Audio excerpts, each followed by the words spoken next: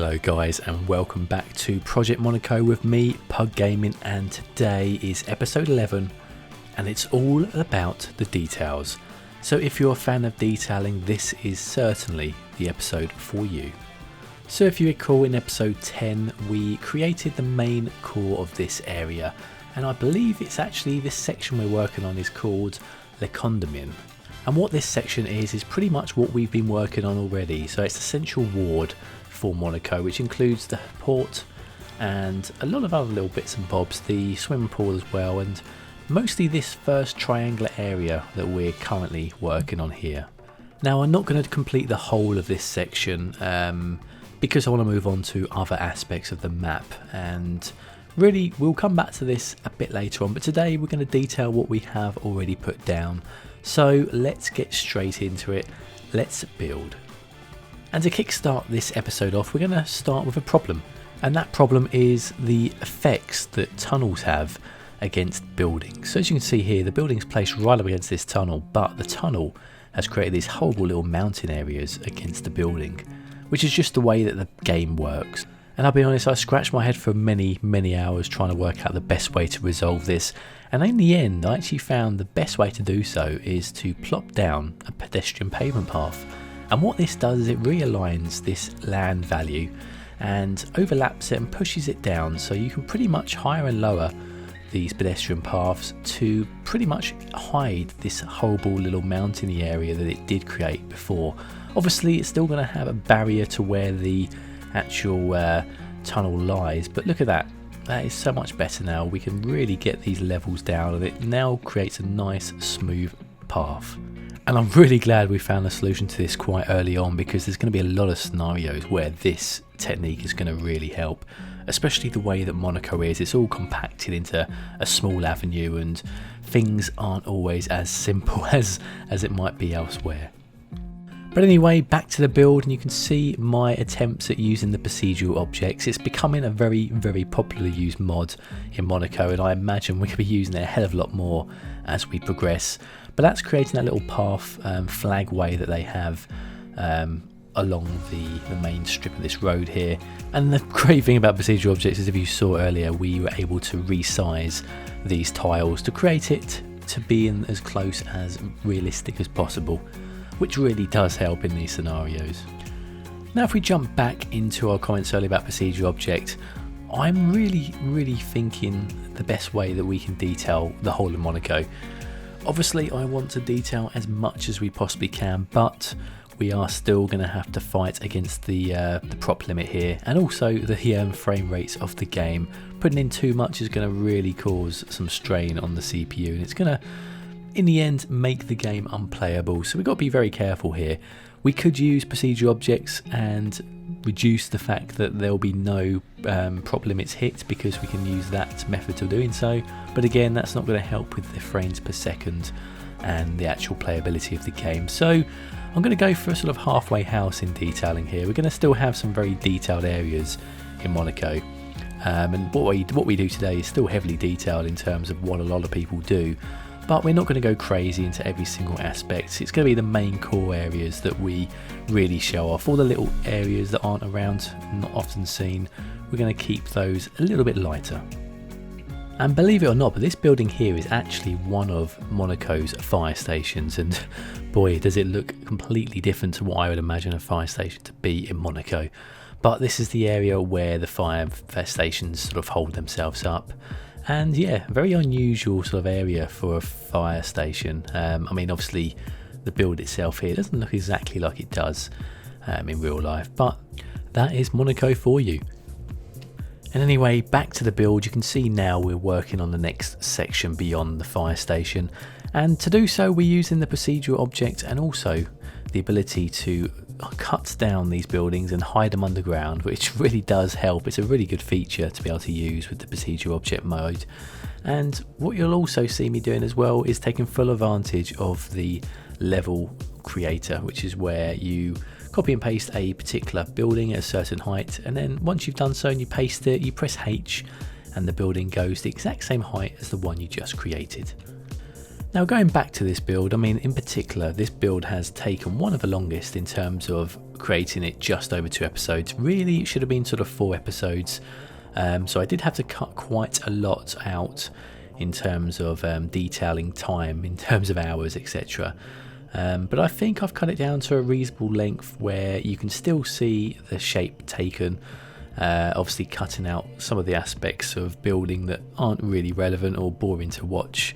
And that's one of the hardest things about creating these videos, is really knowing the limitations of when to cut things out and what is worth keeping, what people want to see. So I'm hoping that your response from this video will be a positive one in terms of that. So let me know your feedback. If there's things that you think should be changed, by all means get back in touch with me, drop me a comment below, and let me know how you'd like to see these videos in the future. I know in my last video I asked how the best way to do that is, and a lot of you said carry on as you are, so we will do how we have been doing so, but that will change because we are going to be starting to work on other aspects of Monaco. Now the section we're working on here was quite an enjoyable one to do, a mini project using some staircases again.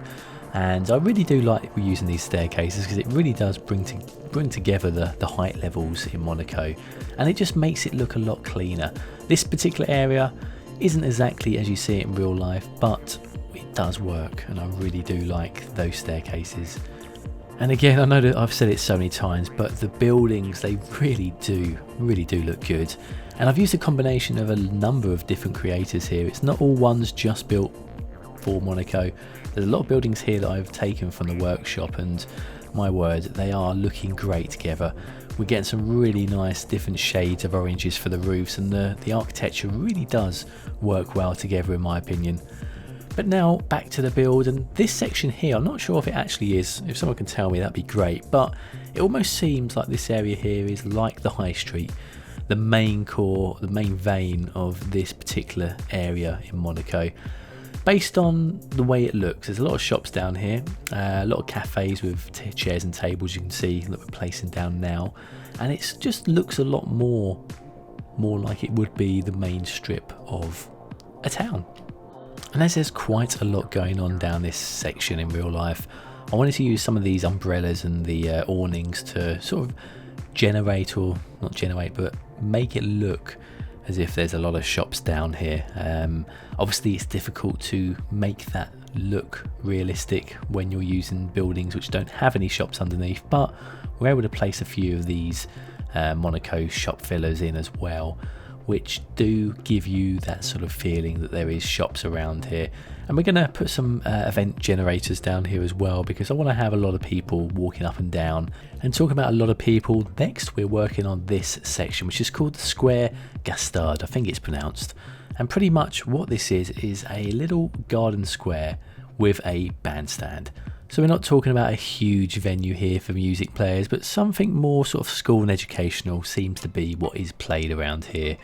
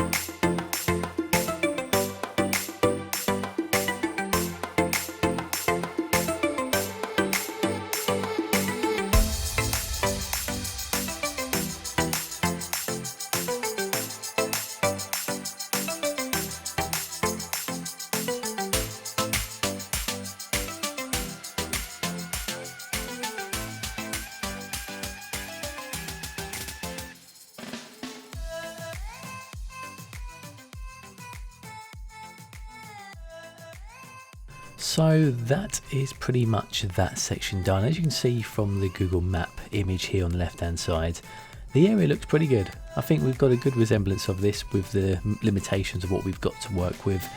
We could have added a bit more detail in here and there, but I think that pretty much looks as good as we're going to get. Really pleased with this section. It really does look nice, and it's good to be doing some gardens again. It's been a while since we've found some time to work on some flowers and arranging of detail in these sort of aspects, so it's good to be back doing some garden work, as they would say. And what I also love as well is each little section we're now working on is slowly bringing more and more people into this area, not only in terms of increasing the population, but in the areas we're working on. Because we're putting down buildings that people want to go to, it means that we're slowly getting a nice flow of people walking from section to section. Now, I never really knew how much road parking there was in Monaco. I thought it was all quite reserved and not much going on in terms of parking on the street and that sort of stuff, but there is a hell of a lot of areas which is purely just parking on the side of the road and mopeds thrown all over the place, left, right and centre. A lot more vehicles parked up than I imagined. I know there is obviously a lot of people to accommodate for, and there is a hell of a lot of underground parking, but of course the streets themselves also act as parking for this beautiful, beautiful country. So I wanted to try and replicate that as best I could as well, without going too prop crazy and having cars left, right and centre. There is a lot of parked cars on the main road as well. In fact, 2 lanes worth, with cars going through the middle of those, and obviously on the right hand side as well, but a little bit too much really for what I want to show off in this area. And it's also going to be a restriction for a few plans that I've got later on in the series, which I won't spoil, but I'm sure you will enjoy it. Now I just want to cast our attention away from the build just slightly, down to a few concerns. The main one being the new DLC that's going to be available in the new update. So the new DLC is going to be great for Monaco. I can certainly already see a lot of areas that we can really utilise park life, but my main concern is obviously the update. And as most of you know, if you are a non-vanilla player and you're using mods, when an update is released, there is normally a period of a week or 2, sometimes less, sometimes longer.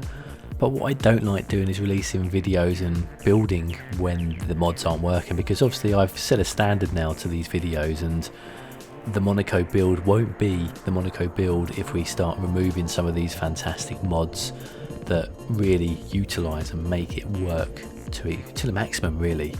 So we're just going to have to keep our fingers crossed and hope that the update is a nice and easy one and not too many mods are effective, and if they are, hopefully the amazing modding community will get those up to scratch to be able to run on the new update.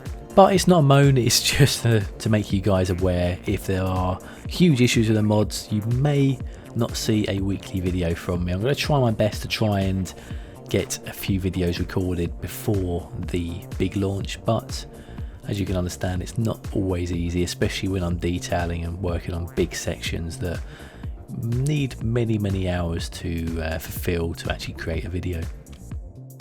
Now, before we get back into the final section of this week's video, just wanted to let you guys know, if you're not aware already, this week has been a special week. It's been a week to mark the mental health awareness.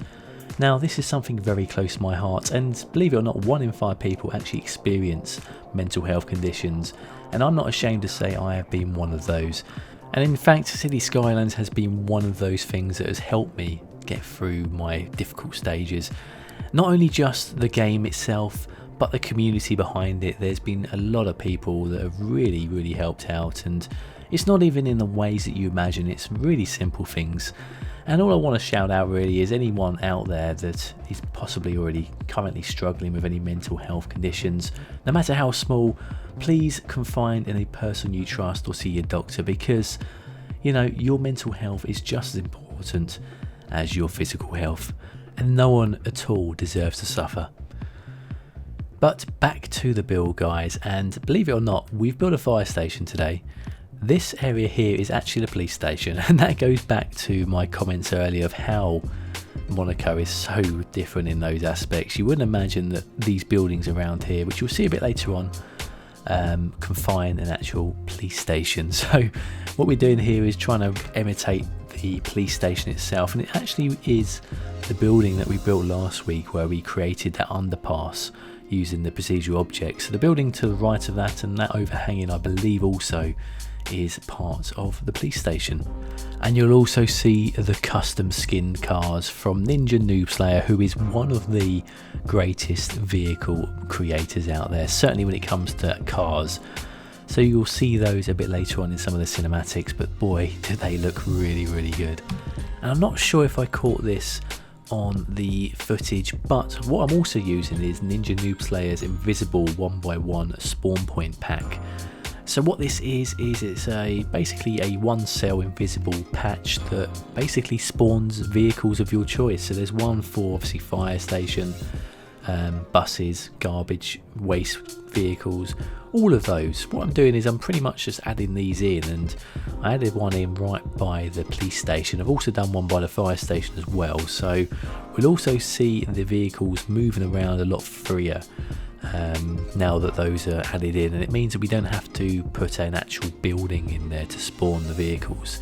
So that's a really, really good little asset that you can add into your city to really create those custom buildings and make them functional. Now the only downside to doing the custom builds like this is if you look where the police cars are situated, you'll notice that people just walk across it, and the reason for that is because they're walking across their pavement. Now I'm sure it's not possible, but how amazing would it be if we can have a traffic manager for pedestrians? There's so many times pedestrians go the wrong way, don't cross over the road in the right fashion, and it really, really does get on my nerves, as you can see from these cinematics. But it is what it is, and you know, the game only has its limitations to a certain extent, but really, really happy with this area here. The comparison between the real life footage in the top left and the cinematics here, I am really, really pleased with. Obviously the buildings don't look exact, but I'm not going to keep saying that because you know that's going to be a thing anyway.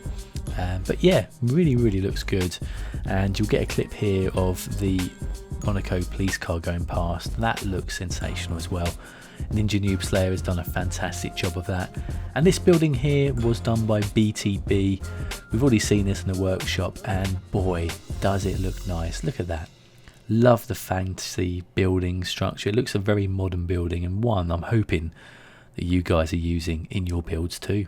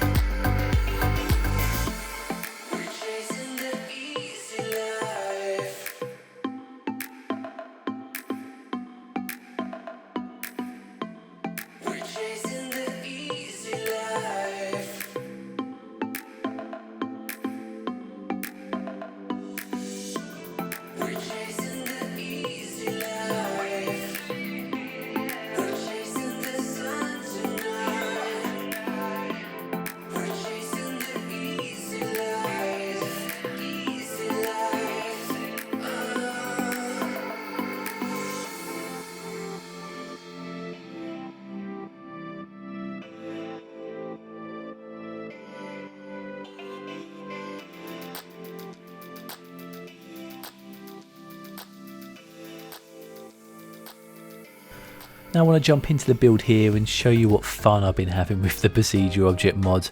As you can see here, what we're doing is we're pretty much changing the whole shape of this building here.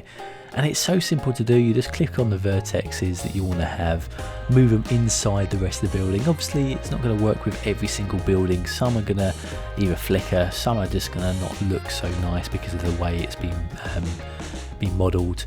But this one in particular certainly does the job, and it creates this nice little tunnel section here which we need to replicate in this area, as this actually is one of the first of many showrooms. It's actually a little BMW showroom just outside part of a hotel. And I have noticed a lot whilst looking through Google Maps that there are a lot of very interesting locations for car sales locations or sales offices, whatever you want to class them as, car lots if you're American. And I think we're going to have a lot of fun creating some of these, because there are some in some very unusual places. A lot of them obviously are in buildings or underground, so to speak. But yeah, we're going to have some fun creating these, and I'm probably going to do a few of these in my own style as well, because they are super fun to build and something that's going to really make a good episode. But that, guys, is pretty much it for this week. Episode 11, we are slowly getting there, and we have started to really put the foundations down to this section. And you'll be pleased to hear that we are going to be moving to a completely different location coming up next in episode 12. It's not too far away, but we are going to be moving to somewhere new, and I'm hoping that these next few episodes are going to be something that really wows you. If you've been wowed already, then boy, are you in for a big treat. There's a lot of custom building still waiting to explode onto the workshop, and for me personally to actually start building with, and I really can't wait for some of these. But I'm not going to spoil it for you with any clues. You have to wait and see. And to make sure you do not miss out, hit that sub button, because you'll be notified when the next episode is out. Other than that, guys, let me know your comments in the comment section below, and I'll catch you all next time. Thanks for watching, and all the best.